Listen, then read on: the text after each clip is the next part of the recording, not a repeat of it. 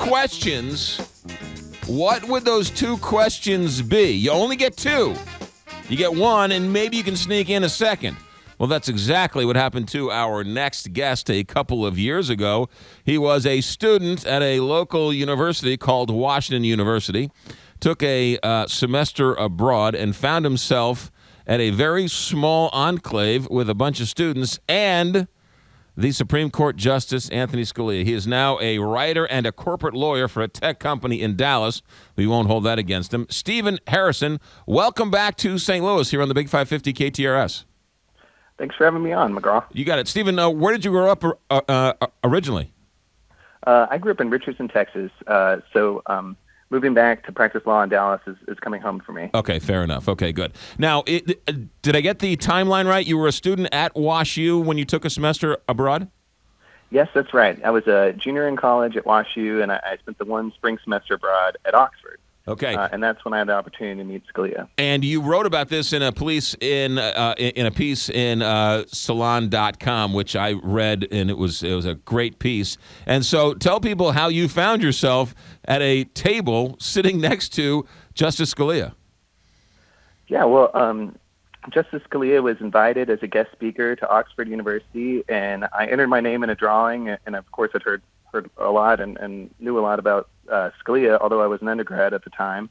And I was really excited to win a seat at a small dinner and drinks event with Justice Scalia, and excited to get the notice. And then of course was a little nervous, not only to be there with Scalia, but for the other guests who are these very well-spoken British students. But Scalia came in and he just immediately started cracking jokes at the dinner. He said he really looks forward to the day when C-SPAN began recording oral arguments, because he could obviously outperform his fellow justices. And he talked about some of his best lines from some of his cases, including his discussion of platonic golf and the PGA Tour's case. And all in all, he was just a real comic, pretty funny guy. Now, how much of this did you know about him going in? Were you planning on going to law school? And how well did you follow his career? Law school was kind of in the back of my mind, but to be honest, I definitely was not sure yet on law school, and I did feel that a lot of the British students who were studying law, because law is an undergraduate degree in the UK, were a little ahead of me on that. But I did, know about him a little bit. Yeah. So you is great piece in the story where you sort of get your nerve up. And you turn to your dinner guest next to you, Justice Scalia, and you ask him the first question. What question was it, and what did he say? Yeah, I said, Justice Scalia, this was in 2008, and what's your assessment of the president's leadership qualities, George W. Bush? And he sort of looked at me, and he said, I have the utmost respect for the Bush family and for George W. Bush, but a lot of my fellow Republicans think that the other Bush brother was much brighter and that the wrong Bush brother became president.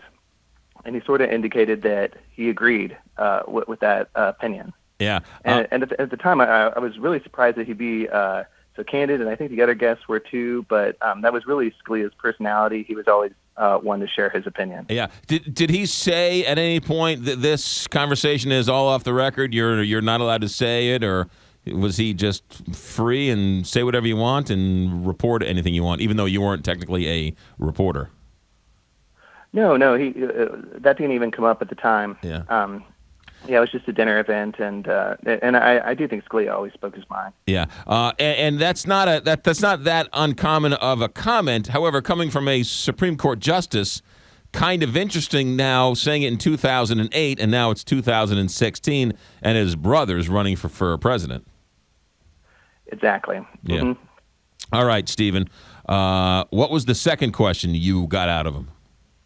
Yeah, I asked, what is the one case decided during your tenure that you'd most like to see overturned? And Scalia didn't hesitate. He said McConnell, and that was actually the case that upheld the constitutionality of McCain-Feingold campaign finance reform. Right.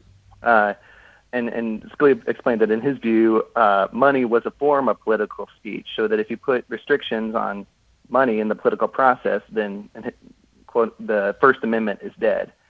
And of course, Scalia actually got his wish saw his wish come true 2 years later in 2010 with Citizens United, which overturned that McConnell case and struck down parts of the bipartisan campaign finance reform.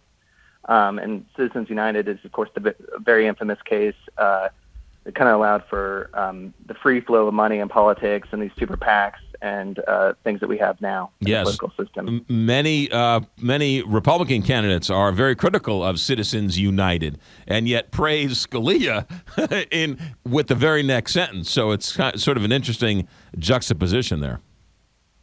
Exactly. Yeah, the candidates on both sides are very critical of that decision, but that was one that Scalia, even in 2008, felt very strongly about. Yeah. Stephen, what's been the reaction since the article came out? It's just been wild. I've had former law professors reach out to me, and I appeared on CNN very briefly yesterday, and